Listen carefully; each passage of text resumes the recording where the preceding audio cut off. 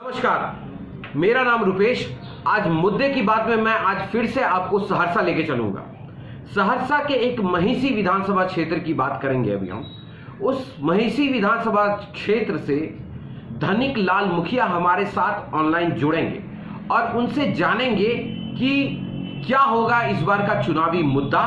इस बार वो महागठबंधन से टिकट मिलने की उनको संभावना है और वो इस बार महागठबंधन से ही चुनाव लड़ेंगे भी, इसकी उम्मीद की जा रही है। इस उम्मीदों के बीच क्या उम्मीद के पुल बांधेंगे धनिक लाल मुखिया, इनसे अब जानते हैं और उनसे जुड़ते हैं कि धनिक लाल मुखिया क्या कहते हैं। धनिक जी, क्या आप मुझे सुन पा रहे हैं? जी। धनिक जी, आपसे मैं जानना चाहूंगा इस बार जो चुनावी मुद्दा है, इस बार का चुनावी मुद्दा आपका क्या रहेगा? इस बार अगर आप इलेक्शन में खड़े होते हैं, इस बार चुनाव में आप खड़े होते हैं, तो आप जनता के सामने वोट मांगने के लिए किन सब वादों के साथ जाएंगे? देखिए, बिहार में 15 वर्षों से नीतीश कुमार की सरकार है और देश में नरेंद्र मोदी जी की सरकार है और अभी भाजपा और जदयू की बिहार में संयुक्त रूप से सरकार चल रही है जी। इन्होंने जो जनता से कमिटमेंट किया था कि देश स्तर पर जिसके साथ नीतीश कुमार जी अभी जुड़े हुए हैं कि हम हरेक गरीब के खाता में 15 लाख रुपया दे देंगे, प्रत्येक वर्ष 2 करोड़ युवाओं को रोजगार देंगे, वह कहीं से भी शहर जमीन पर दिखा नहीं। और 15 साल के नीतीश जी के शासन में बड़े पैमाने पर भ्रष्टाचार हुआ। जमीनी स्तर पर लोगों का काम बिना पैसा का नहीं होता है, हर जगह लोगों को पैसा देना पड़ता है। अभी वर्तमान में जो कोरोना का महामारी आया, उसमें बिहार के बड़े पैमाने पर मजदूर दिल्ली, पंजाब, हरियाणा, राजस्थान, गुजरात में बड़े पैमाने पर यहाँ के लाखों मजदूर थे, जिन्हें वहाँ के सरकार और यहाँ के सरकार, बिहार सरकार और जो जिस प्रदेश में हमारे प्रवासी मजदूर थे, वहाँ पर उनके साथ बड़े पैमाने पर ज्यादती हुआ। और लगातार जो भारत सरकार के द्वारा जो 52 दिन 53 दिन का जो लॉकडाउन हुआ, जो सारा सड़क, रेल और हवाई मार्ग जो बंद हुआ, इस दरमियान जो मजदूर परेशान हुआ उसको देखने वाला कोई नहीं था। तो ये वैश्विक महामारी अचानक से आई थी। ये वैश्विक महामारी अचानक से आई थी। अचानक से वैश्विक महामारी नहीं आई थी। वैश्विक महामारी को तो लाया गया था जब चीन में आपको जनवरी में ही इस तरह का पता चल गया था कि कोरोना वायरस जो है सो यहाँ अपना पैर फैला रहा है। वहाँ इसका पहचान भी कर लिया गया था। तो आखिर क्या कारण था कि अमेरिका के राष्ट्रपति अमेरिका के राष्ट्रपति को ही ट्रंप को भारत में लाने का क्या आवश्यकता पड़ गया? और क्यों नहीं उसी समय में जब चीन में यह WHO द्वारा यह कह दिया गया था कि हाँ ये कोरोना एक वायरस है, निकला है, तो उसी समय में क्यों नहीं इसको लॉकडाउन कर दिया? आपको मैं एक फैक्ट एंड फिगर से आपको अवगत कराना चाहूंगा धनिक लाल जी कि WHO ने शुरुआती दौर पे ये बात बोला था कि ये खतरनाक वायरस नहीं है, ये बस छींकने और खांसने से फैलता है, छूने से नहीं फैलता है। बाद में उनको ये सुन लिया जाए धनिक जी, एक बात सुन लीजिए। जब उनको ये रियलाइज हुआ, जब उनको ये बात पता चली कि जो नहीं ये तो छूने से भी हो जाता है, कहीं पर भी अगर इसके विषाणु अगर मौजूद हैं तो वो विषाणु से भी हो सकता है, ये किसी को भी हो सकता है। इसके लिए कोई पर्टिकुलर, एक बार उन्होंने ये बोला कि जो 60 साल से ज्यादा उम्र के लोगों को हो सकता है, ज्यादा खतरा है उनको, बच्चों को खतरा है। फिर उसके बाद धीरे धीरे जब पता चला कि किसी को भी हो सकता है, तब जाके इस बात का एहसास हुआ और तब तक में बहुत देर हो चुकी थी। विश्व पूरा का पूरा इस वायरस के चपेट में आ चुका था और इस वायरस की चपेट में ये एक अचानक से आई हुई बीमारी थी। आप कैसे कह सकते हैं कि जो सरकार इसको नहीं कर पाई? अचानक से तो बिल्कुल नहीं थी।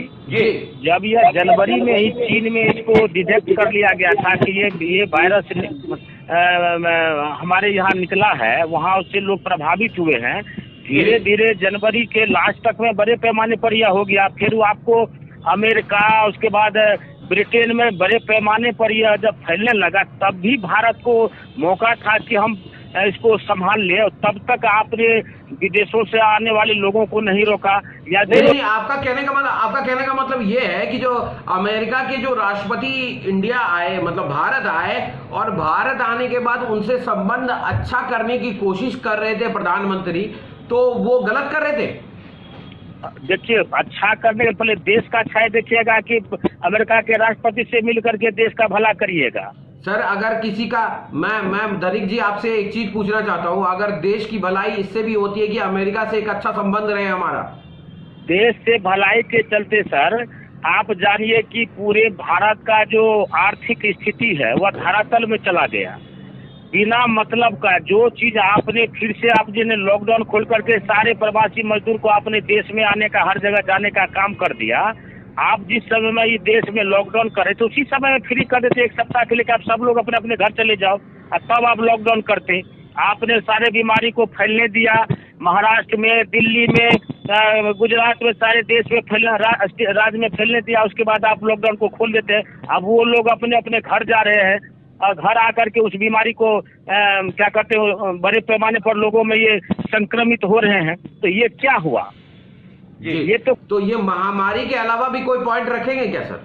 महामारी के अलावा भी कोई पॉइंट रखेंगे क्या? क्या देश के विकास में महामारी से पहले कुछ विकास नहीं हुआ क्या? नहीं, विकास आप बताइए ना हमको कि अभी आप देख लीजिए कि देश में क्या विकास हुआ।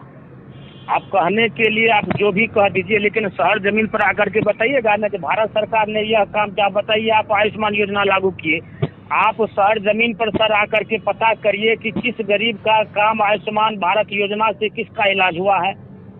आप आंकड़ा पूरे देश का देते कितना लोग आयुष्मान योजना से इलाज कराए, लेकिन आप घर पर तो आप किसी गांव में आप चले जाइए और एक व्यक्ति को बताइए भाई आपको आयुष्मान का कार्ड है? तो हाँ हमको है। आपका इलाज हुआ? तो कहीं नहीं इलाज हुआ, कहीं उसका इलाज नहीं हुआ। तो आपने जो गरीब के लिए जो योजना चलाया, आपका जो योजना है, तो आप तो उस व्यक्ति को पता करिए। हम लोग तो जमीन से जुड़े हुए लोग हैं सर, आपको हम बताते हैं कि उसका कहाँ योजना काम किया। आयुष्मान भारत योजना जो 5 लाख तक का लोगों का मुफ्त में इलाज होता, कहाँ इलाज हुआ किसी का? लोग तो वैसे ही इलाज के बिना लोग प्रभावित हो रहे हैं, मर रहे हैं, या जैसे तैसे लोग गरीबी में अपना करा रहा है, लेकिन वो कार्ड तो उसको काम नहीं आया ना। जी आप मतलब कि आपका कहने का मतलब कि आयुष्मान भारत जी अभी जो राशन मिल रहा है, बड़े खाद्य सुरक्षा अधिकार अधिनियम कौन लाया? कांग्रेस सरकार ने, मनमोहन की सरकार ने इसको लाया था। अब वो गरीब को मिल रहा है, घर सभी लोगों को, जितने परिवार है उसको उतना मिल रहा है। लेकिन भारत सरकार का एक गरीब के लिए योजना बताइए ना जो आपने। सर, अभी भारत सरकार पे हम लोग आगे चलेंगे, लेकिन अभी हमें बिहार सरकार की बात करनी है। सर, आप शराबबंदी के बारे में क्या कहते हैं? शराबबंदी के बारे में क्या कहते हैं? उसी सरकार का एक अंग है ना, सभी लोग तो एनडीए के साथ है।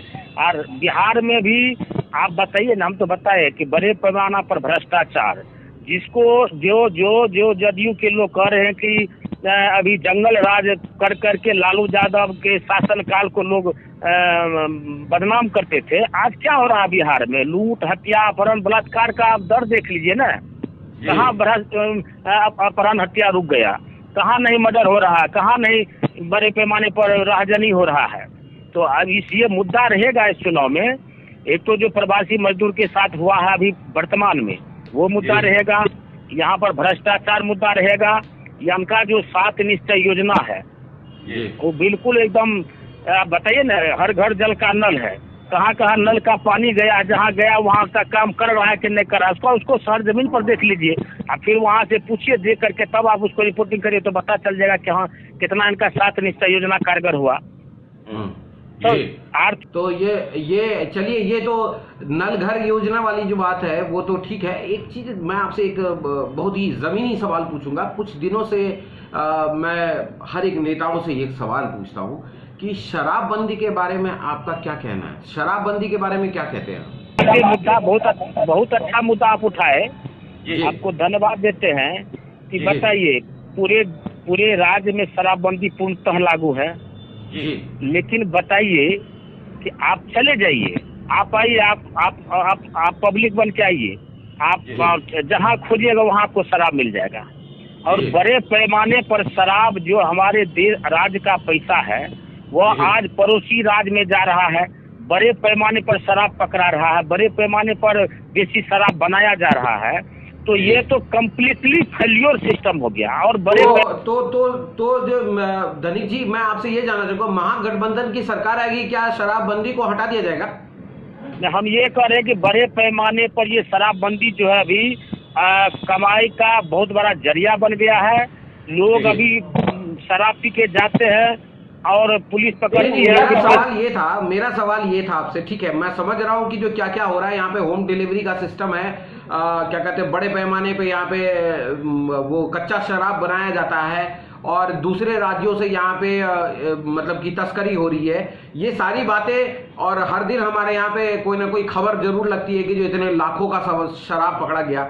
ये सारी बातें तो बिल्कुल आप सही कह रहे हैं, मैं आपकी बात को बिल्कुल मानता हूँ। लेकिन मैं ये जानना चाहता हूं आपसे कि जो महागठबंधन की सरकार आएगी, आपने एक बात कही कि जो यहाँ जो शराब दूसरे राज्यों से आता है तो दूसरे राज्यों को हम लोग रेवेन्यू दे देते हैं, हम लोग वहां पर सारे पैसे वहां दे के जाते हैं। तो क्या महागठबंधन की सरकार आएगी तो क्या शराब बंदी खत्म हो जाएगी? मेरा तो ये तो मान चुके, ये तो शीर्ष नेतृत्व का जो महागठबंधन की सरकार होगी तो जो उसके नेता है उनके स्तर पर की बात होगी, बड़े नेताओं की बात होगी। लेकिन मेरा यह मानना है कि शराब से एक बड़ा पैसा आता था राज्य को, बड़ा बजट था शराब का जो इस राज्य से, और उससे बड़ा विकास का काम होता था। तो शराब तो बिक ही रहा है बिहार में, शराबबंदी बंद नहीं हुआ, वो हो ही रहा है। तो ये जो राजस्व का बिहार का क्षति हो रहा है, हम समझते ये ठीक नहीं है। इस पर तो हमारे जो नेता है दल के, आदरणीय शरद यादव जी है, लालू यादव जी है, मांझी साहब है, मुकेश सहनी है, आदरणीय क्या कहते हैं कांग्रेस के जो बड़े नेता है सोनिया गांधी जी है, राहुल गांधी जी, ये लोग सब निर्णय करेंगे कि बिहार में शराबबंदी लागू चलना चाहिए या उसको फिर से उसको शराब का यहाँ गोल मोल बातें कह दी आपने धनिक बाबू, आपने गोल मोल बातें कह दी कि जो मतलब कि शराबबंदी रहेगी या नहीं रहेगी ये फैसला मतलब कि ऊपर के मंत्रिमंडल के लोग जो होंगे वो लेंगे। चलिए, इन बातों को तो देखिए, इन बातों में कितना हम लोग बात विवाद कर सकते हैं, कितना हम लोग मुद्दे की बात कर सकते हैं, ये बातें तो चलती ही रहेगी। मैं वापस आपसे फिर जुड़ूंगा, समय के कमी की वजह से अभी इस प्रोग्राम को आपको यहीं पे अभी हम विराम देना होगा। शुक्रिया हमारे साथ जुड़ने के लिए। जी जी, बहुत बहुत धन्यवाद। अभी हमारे साथ जुड़े हुए थे धनिक लाल सहरसा महिसी से। तो ये इनका कहना है कि शराबबंदी से बिहार राज्य को बहुत बड़ा रेवेन्यू के मामले में नुकसान होता है। चलिए, नुकसान तो होता है लेकिन शराबबंदी से कई लोगों के घर भी बसे हैं। इन बातों को जानना उनके लिए भी बहुत ज़रूरी है। राजद आती है तो क्या शराबबंदी खत्म कर देगी? ये बातें जब मैंने उनसे पूछी तो उन्होंने इस बातों को डिप्लोमेटिक तरीके से आंसर देके इसको नकार दिया, या फिर आप कह सकते हैं टाल दिया। चलिए, ये बातें तो होती रहेगी। फिर से हम लोग मुद्दे की बात में अगले किसी नेता को फिर से लेंगे लाइन पर और उसके बाद फिर उनसे बात करेंगे और सवाल जवाब करेंगे। तब तक स्वस्थ रहें, सुरक्षित रहें। नमस्कार।